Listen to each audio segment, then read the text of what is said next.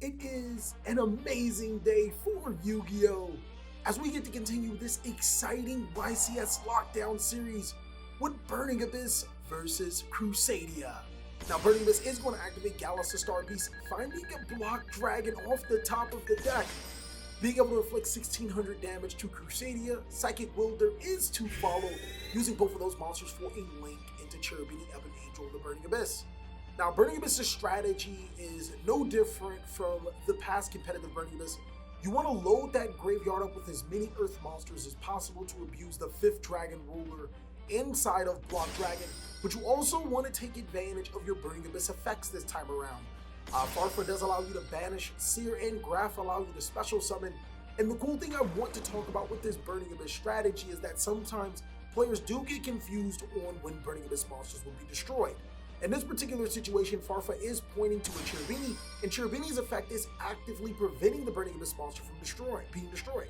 Also, when Burning Abyss have their effects negated, like the tour guide, they can't destroy themselves. So, Dante, Traveler of the Burning Abyss, is going to find itself with a Seer under it and a Farfa. This is going to allow Burning Abyss to get as many cards from the deck to the graveyard as possible. Move over Lightsworn. This is probably the best deck at milling, as it actually does it in the main phase, sending 2 Mathematicians and a Fossil Dyna Apache Cephalo. Burning Abyss is actually in a really good spot. If the strategy does not commit its normal summon, normally you can search the Fossil Dyna with Block Dragon, but since the strategy did commit its normal summon, sending Fossil Dyna to the graveyard is also amazing, because now they'll be able to follow up with some plays. Summoning Block Dragon in Gigantes to the side of the field, it looks like they're going to use Dante, Cherubini, Block Dragon in Gigantes for a link for Apollosa. Whoa, that is going to be 4 disruptions right off the bat with a Dante back to their side of the field, as well as a Seer to their hand through the effects of Dante, and Block Dragon's effect to be able to search 2 rock monsters, or as many rock monsters up to the level of 8. I believe it's actually a maximum of 3. They're going to use that effect to search 2 Gigantes. Now, this strategy could follow with an Abyss Dweller, but playing against Crusadia, Abyss Dweller may not be the best of ideas, so maybe even keeping those Gigantes for a more conservative approach for the following turn would be best, as Seer is going to hit the graveyard to turn that Dante into a Beatrice, and both the Sea Archiver and the Tour Guide will be used for an Exceed summon into Levianeer, the Sea Dragon. Sea Dragon to detach the Sea Archiver, it will go back to the graveyard to put a specimen that Fossil Dyna Apache Cephalo, and it looks like it is the end of the turn for Burning Abyss, as now they'll be able to prevent Fossil Dyna from being attacked. They can use Beatrice's effect to send a Farfa to the graveyard to banish said monster. Fossil Dyna does prevent special summoning, and they have 4 negations on Apollosa the Bow Goddess, but it looks like Crusadia off the top is going to rip the Infinite Impermanence. They're going to negate the Fossil Dyna Apache Cephalo, and now they're in a pretty good spot right now, as now they'll be able to special summon. Fossil Dyna Apache Cephalo is a card that can lock down a ton of decks, and Crusadia is definitely being one of them. The deck is heavily reliant on its special summon, and normally when it does go first, it wants to OTK the opponent. Smartly, Burning Abyss did occupy those monster zones under the extra monster zone, so Dogoran won't be able to get full value in this Crusadia concept, but Crusadia Maximus is the monster that is going to be normal summoned. Immediately using it for a link, Crusadia Magius is going to follow, and one of the biggest problems with the Crusadia strategy is the need of its normal summon. Burning Abyss taking advantage of that, they're going to use Beatrice to detach a Dante to be able to send Farfa from the deck to the graveyard. That will trigger both Dante and Farfa's effect. That will allow that will allow the effects of Farfa to banish the Magius, and then the effect of Dante to recur that Seer, meaning that Burning Abyss does have quite the few plays to follow up with after this. Crusadia looking for an out. They're going to go ahead and activate Quick Launch. Now, Quick Launch is normally a card that is used inside of the Rocket strategy, but Rockets for Crusadia is actually a pretty good combination. Not saying that it is a Rocket deck, but using those Rocket cards have been proven amazing. And while I do have your attention, I want to talk to you guys about the YCS Lockdown Tournament, ladies and gentlemen. This is an event consisting of 16 decks going at it. It is extremely exciting. It is probably one of the best things to ever happen to my channel. We do upload every Tuesday and once every weekend, so you guys get 2 live duels to follow the action. Moving back into the game, Rocket Tracer was special summoned off of the activation of Quick Launch, and then Rocket Tracer was moved into a link into Striker Dragon. Nani? As it's going to search the Boot Sector launch and activate Boot Sector launch. Is this a Rocket deck? No, it's still very much Crusadia, because the Boot Sector launch will get you back into the Rocket Tracer, but I doubt that Rocket Tracer's effect would be activated, because that would restrict you in only being able to summon dark monsters. Both the Striker Dragon and the Rocket Tracer will be used into a link summon to a Crystal and Hacklefibrix, and Hacklefibrix will use its effect to be able to special summon a tuner monster to the side of the field. The tuner monster of choice is going to be, what is going on here? It is going to be a Red Rose Dragon and Link Cross immediately on top of the Hacklefibrix. Link Cross will allow you to special summon tokens to your side of the field. It is a new card from the Eternity Code set to the amount of the Link rating of the monster used. So in this particular situation, since Hulk was a Link 2 monster, there will be 2 tokens that can be special summoned to the side of the field with a level of 1 each. Crusadia already showing that the strategy is a little bit of a morpher deck. First we thought it was a Crusadia strategy, but then immediately turning into somewhat of a Rocket strategy, and now a Rose Dragon strategy. The Crusadia deck does mesh really well with quite a few strategies, and as you can see, Red Rose Dragon and those 2 tokens will be used for a Synchro Summon. That's going to allow them to be able to Synchro Summon Garden Rose Maiden to their side of the field. And if this card is special summon, you can add 1 Black Garden from your deck or graveyard to your hand, and then you can banish it from the graveyard to target 1 Rose Dragon or Dragon Synchro monster in special summon it. This card definitely does bridge Crusadia with the Rose Dragon category, but why? Why would Crusadia necessarily play cards like Black Rose Dragon? It looks like you guys are going to find out, as Red Rose Dragon is going to be able to special summon Black or White Rose Dragon, and Garden Rose is going to be able to add a Black Garden from the deck to the hand. It looks like Crusadia has found a new lease on life with their particular predicament. Now, they were able to play around the Beatrice Disruption as well as Fossil Dynapachi Cephalo, but now they're going to have to be able to break the opponent's board. Following up with a Black Garden to the side of the field, it looks like they're going to have to start doing something, and they are.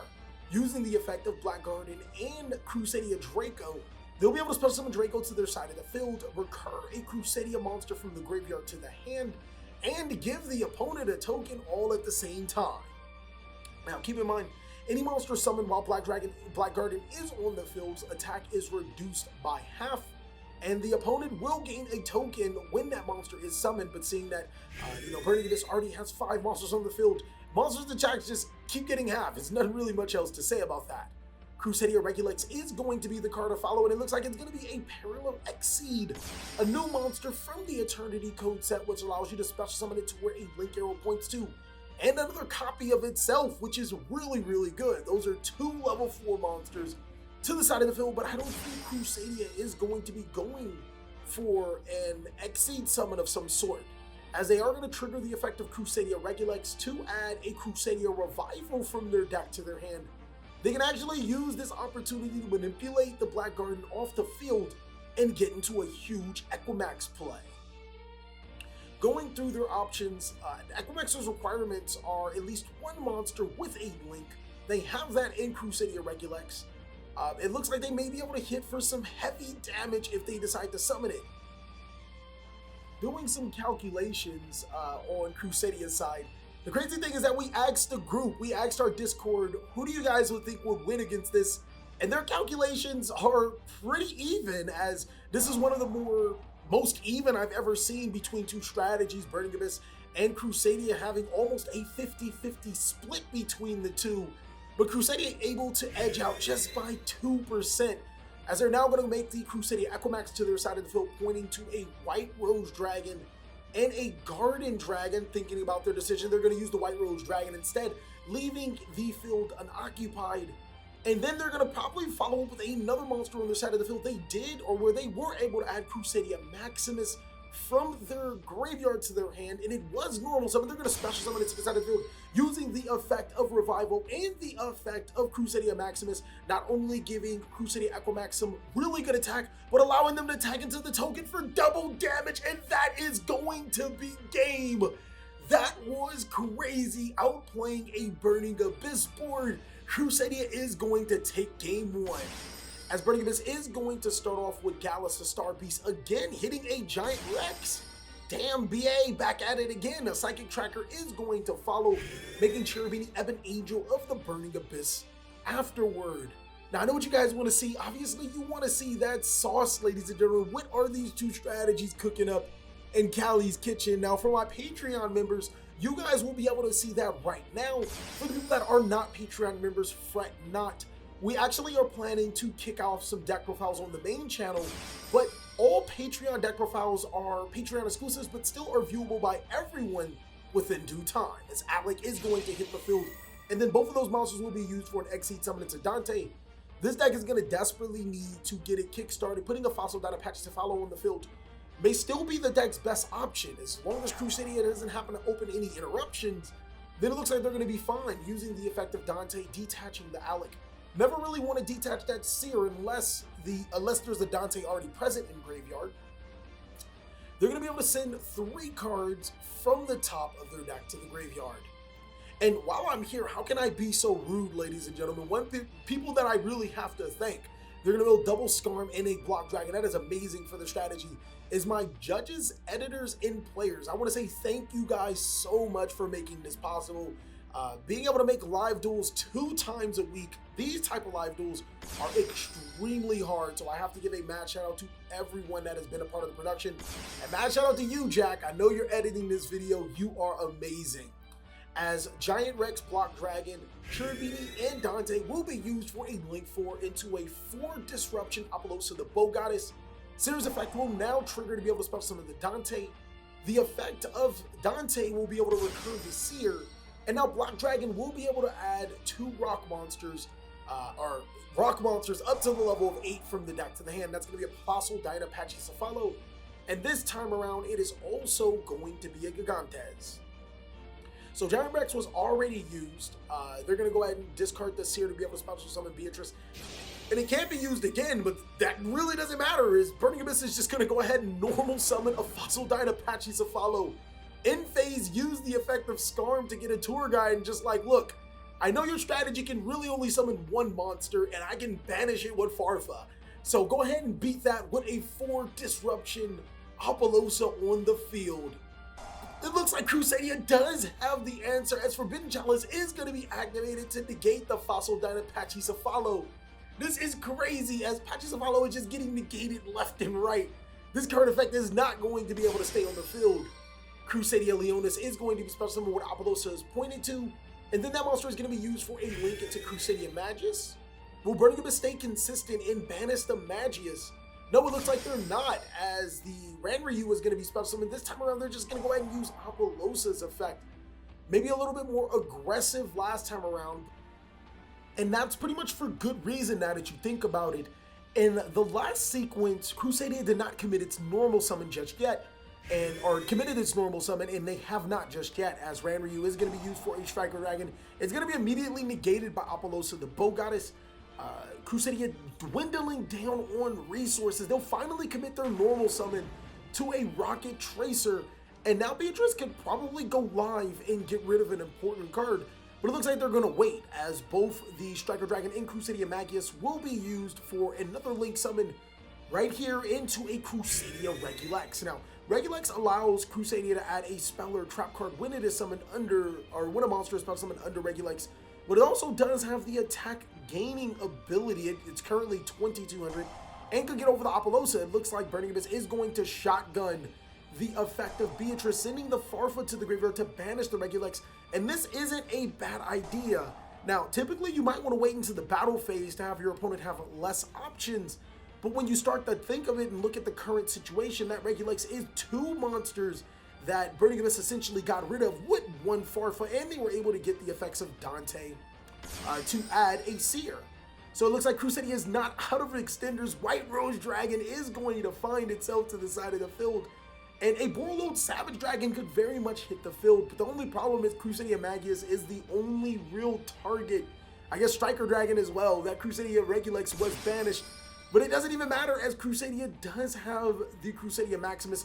They're going to make another Magius to their side of the field so they can link all 3 monsters off into a Crusadia Regulex possibly, because as you guys know, Regulex or Equimax does require at least 1 link monster for its summon. Now, Equimax is going to be a pretty huge body. They can use that to attack over the Apollosa, the Bow Goddess. It is 3,600, if I remember correctly. Forbidden Chalice was on the Fossil Dyna. And yeah, that's going to be pretty much it for the Apollosa, the Bow Goddess. Crusadia is actually taking control of this game, and here's why. During the end phase, Crusadia Regulex will return to Equimax. It will allow them to be able to negate a monster effect. On top of that, Fossil Dyna Apache Cephalo is active again. Burning Abyss cannot special summon right now, so it's going to be a really tough pickle to have your own Fossil Dyna used against you in this particular situation. It's going to be interesting to see how Burning Abyss responds, as they have a pretty good hand right now, or quite a few cards in their hand. Not pretty good hand. We don't know exactly what they have other than, I guess, a Seer and a Gigantes. They're going to sit here and figure out what exactly could they do. Now, while the players are figuring out, or why Burning Abyss is figuring out what it can do, I want to talk to you guys about Imperium Duelist.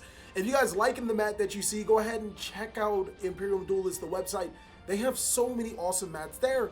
And if you use the code CaliEffect 10 off, that's right, ladies and gentlemen, you get 10% off your entire purchase. And a little bit of a kickback goes to the CaliEffect Kings of Games, helps the channel out. So I appreciate you guys for buying from Imperium Duelist. Same thing with TCGPLAYER, using the link down below in the description. If you're just buying, just go to that link and the same thing happens. As Burning Abyss is forced to enter battle phase, Beatrice over the Regulex and Fossil Dyna right into the Crusadia Equimax. They're going to take quite the bit of damage, but we know that Crusadia will not lose currently because the battle phase is pretty much over for Burning Abyss, bringing them down to 5,700, Burning Abyss at 4,000. This game is getting really tough for both strategies to be able to go through this battle of attrition. Both of them want to finish games relatively fast, and we're going into turn 3, going into possibly turn 4 here. Burning Abyss thinking about their next move. They were able to get over the Regulex. Here's actually where that play line starts to differ from regular Burning Abyss, because now you don't necessarily have a, one play sequence. You have a tree of play sequences to be able to make a board that you desire. Beatrice still is on the field, unfortunately for Burning Abyss, meaning that those Burning Abyss monsters cannot be special summoned because there is a non-Burning Abyss monster. Who would have known that Beatrice isn't a Burning Abyss? So if Burning Abyss monsters are going to have to be on the field, they're going to have their effects negated. And I guess the best way to get over this Equimax right now, because if Crusadia does draw Crusadia monsters, they can pretty much go back into some really insane combos. Might be Nightmare Unicorn. Again, we know that Seer is in hand. Seer could be normal summoned, it'll immediately be destroyed. And since it was sent to the graveyard, it can special summon Dante. Both Dante and Beatrice can be used for a link, but unfortunately, that's not going to do much. It looks like Burning Abyss actually, I completely forgot that they searched a tour guide with the Scarm. They have another play sequence. Thankfully, it's not going to be normal summon Seer, get it destroyed. Tour guide allows them to special summon a level 3 Fiend monster from the next side of the field. It's going to be Libic. So this is actually going to present a serious problem for Crusadia, as 3 monsters are on their side of the field. They can link into that Nightmare Unicorn with ease, and it looks like they're going to do exactly just that. Linking all 3 monsters to be able to special summon that highly coveted monster inside of Nightmare Unicorn. It can discard 1 card from the hand. Their card of choice is not going to be so important, but it is going to be a Fiendish Royal Rhino. Whoa!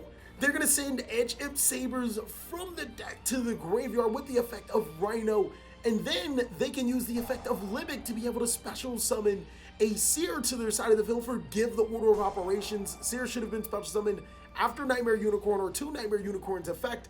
But oh my, this could be crazy if they have Block Dragon in the graveyard. They do. No, they're going to go ahead and banish for Gigantes, the Fossil Dynamax Apollo. Then they can summon the Edge Imp Saber to make Olivier, and this is going to be bad. But no, they have the Psychic Tracker. That's even worse, using the Tracker and the Seer. They're going to go ahead and detach a material. Is it going to be the Seer? Maybe not. It's actually going to be the Psychic Tracker to be able to spell summon the Fossil Dyna to their side of the field. And with no cards on the field, Crusadia is left dealing with the board where they can't special summon. Now, a Dante could have been summoned to, oh no, it actually, because Fossil Dyna would have resolved on the field, but that is crazy, as Crusadia is going to scoop it up. We are going into game 3 with two of the most exciting decks in this tournament. Crusadia starting off with Crusadia Maximus, using it for a link into Crusadia Magius. This is going to be the first time that they get the opportunity to go first, and while you typically want to go second, they're not going to risk another Fossil Dyna.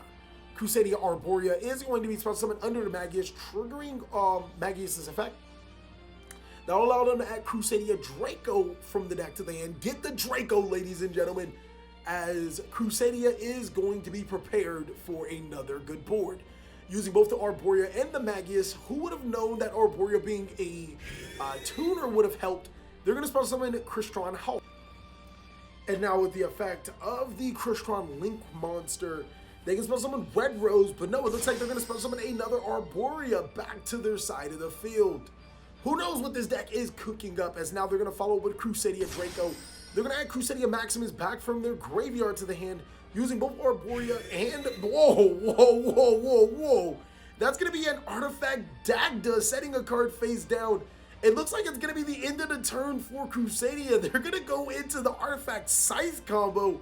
Who would have thought? I mean, you think that Crusadia wants to be a deck to go into this huge negation board, but Crystron Hulk is going to use its effect, and it's going to trigger Dagda's effect to be able to special summon Artifact Scythe to the side of the field, resolving Hulk's effect.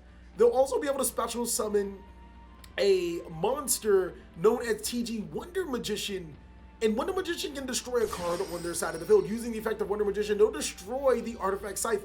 Burning Abyss with no counters, it's going to be Artifact Scythe on the field, preventing Burning Abyss from going into any monsters for the extra deck.